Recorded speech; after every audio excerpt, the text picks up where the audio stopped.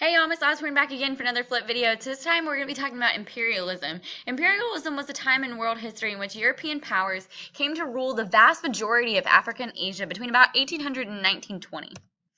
The essential question that we're going to cover in this video is why were European countries interested in imperialism, and then what were the effects of imperialism on the imperialized nations, socially, economically, and politically. Goldknock historians will evaluate the effects of imperialism on the imperialized nations, socially, economically, and politically, and examine the factors that led to imperialism. While you're watching, make sure that you're taking good notes in either Cornell or outline format as we've talked about in class. It's okay if you need to pause or rewind the video in order to ensure that you understand all the information and that you're taking good notes. Imperialism was when one country ruled or controlled another country. By about 1700, many of the European countries had turned their eyes from the Americas to Asia and Africa. There was advances in technology that gave Europeans a huge military advantage over Africans and Asians. And the empire of Asia and North Africa were weakening, which made them very vulnerable to attack. The imperialism was caused by three main things: raw materials, nationalism, and cultural motives. Colonies would provide raw materials for manufactured goods to be made in the homeland. Nationalism, or the sense that one country was better than another, led to the belief that the more colonies one country owned, the more power that country would have. Cultural imperialism, lastly, was encouraged by the concept of social Darwinism, or the belief that natural selection applied to society. This kind of belief encouraged Europeans to believe that their countries were better than the other countries that gave them the authority to rule over them, and encouraged them to adopt European cultures. British imperialism stretched all the way from the Americas to Asia. It was said within the British Imperial Society that the British Empire stretched farther than the sun, because every time that everywhere in the world there was a little bit of sunshine on all pieces of the British lands. British imperialism was not carried out by the government, however, but by the British East India Company, one of the joint stock companies.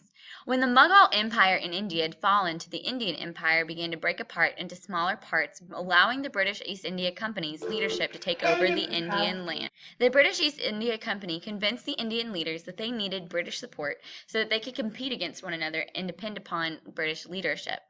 Once the British East India Company was in control, they made changes to the education system to try to Americanize and Britishize the Indian people. They tried to introduce the English language, and then British laws banned certain Hindu customs and spread Christianity. This led a lot of Indians to thinking that the British wanted to get rid of Hinduism altogether, and it started to spark tensions between the British and the Indians.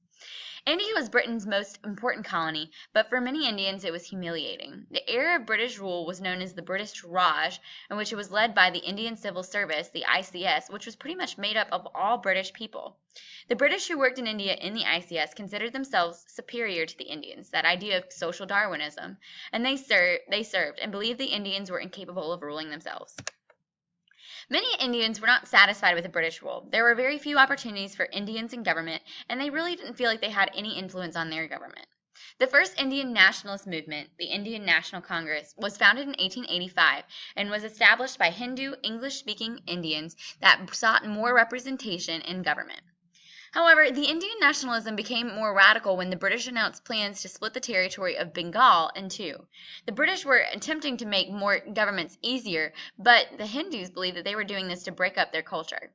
Nationalists responded with Swadeshi, or a boycott of British goods, in order to attempt to return power to the Indian people. Trade with European merchants was profitable for the Chinese, but the Chinese didn't view trade with the Europeans as particularly important. China was one of the other colonies that was held by the British Empire. As the Qing dynasty lost its power over China, that quickly changed and the European merchants gained more power. The Chinese overall tried to stay separate from outside nations, but they believed that they had less than them. They had very little interest in European goods. However, the one good that the British did discover that the Chinese wanted was opium, a very addictive drug. Realizing how dangerous opium could be for the Chinese rulers banned merchants from moving the drug into the company. The Chinese launched an attack against the British opium trade, but were quickly met with force from the British. The British overall forced the Chinese to sign the Treaty of Nanjing, which heavily benefited the Europeans by forcing the Chinese to open 5 more ports. The British and other nations like Russia, France, and the United States all wanted spheres of influence in China, or ports in which they controlled trade. The United States, however, demanded an open door policy, or that China should be open to trade with all countries, not just the countries that already had defined spheres of influence. The spheres of influence you can see in the map up in the right-hand corner. The Chinese overall had left faith in the Qing dynasty and began a series of rebellions against the government. The Taiping Rebellion was led by Hong Xingqin, and they were able to capture mass amounts of lands, including Nanjing, before being put down by the British and the French. 20 million Chinese overall were killed in the process, though. After the Taiping Rebellion, the Qing dynasty attempted to reform by westernizing many of their industries and building more coal mines and railroads. When the Chinese suffered defeat against their Japanese rivals, European powers took advantage of this vulnerability and claimed even more land from the dynasty. The Chinese attempted again to reform their government through civil service exams and building a modern army. However, it wasn't quite enough. The Boxer Rebellion began in 1899, in which a group called the Boxers started attacking Christian missionaries and Chinese converts to Christianity. The Europeans were able to put down the rebellions and also were able to capture Beijing, which humiliated the Qing dynasty even further. The Qing dynasty eventually fell and was replaced with a republic that reflected the republics that were in the governments that were part of the European governments. By 1880, many European countries only controlled a small amount of Africa, but by 1940, only Ethiopia and Liberia were independent. This period became known as the Scramble for Africa, in which European powers rapidly divided Africa in search of raw materials and political rule. Europeans had largely outlawed the slave trade, and so they didn't need any more slaves, but they were looking for raw materials to manufacture goods. Africa reflected power struggles that were already developing in Europe between Britain and France, mostly. Each power sought to have a bigger empire than the other. European leaders believed that the more land they owned, the more respect that they would get from other leaders. In addition to that, social Darwinism played a particularly strong role in Africa, in the sense that Europeans believed that they were better than Africans because of their Christian values, their European governments, and the customs that they had. They refer to their influence in Africa as the white man's burden, after a poem by Rudyard Kipling that talked about the white man's burden was to raise up people in those areas.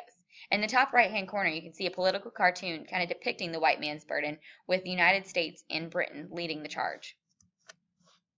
New European inventions made it really easy for taking over the rugged terrain of Africa much easier. Machine guns had given them a military advantage, new medicines protected them from diseases, and the new advancements in transportation like railroads and steamboats made it easier to travel the continent.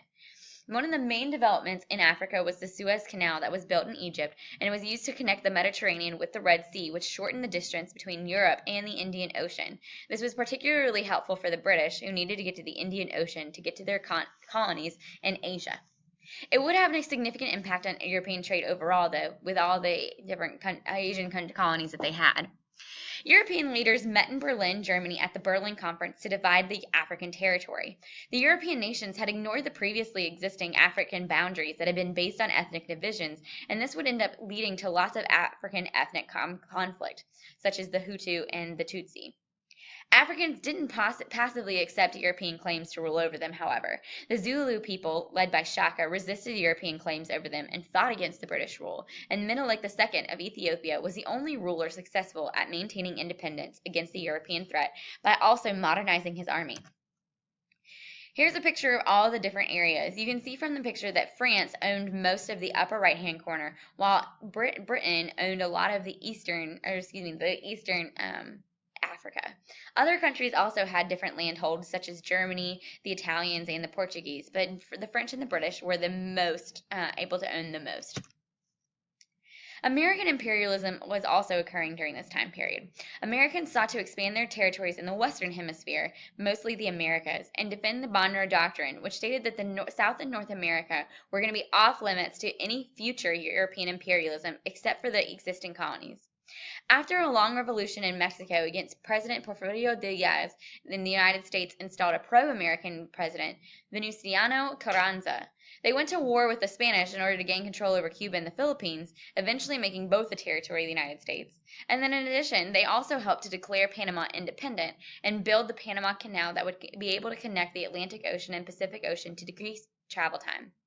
To protect the U.S. interests and maintain stability in the region, President Roosevelt announced the Roosevelt Corollary to the Monroe Doctrine that essentially stated that any future force by any European country would result in military force to keep the European countries out of the Americas. Make sure that you read back over your notes and that you have all the necessary vocabulary. Thanks for joining me in this video, and we'll see you in class.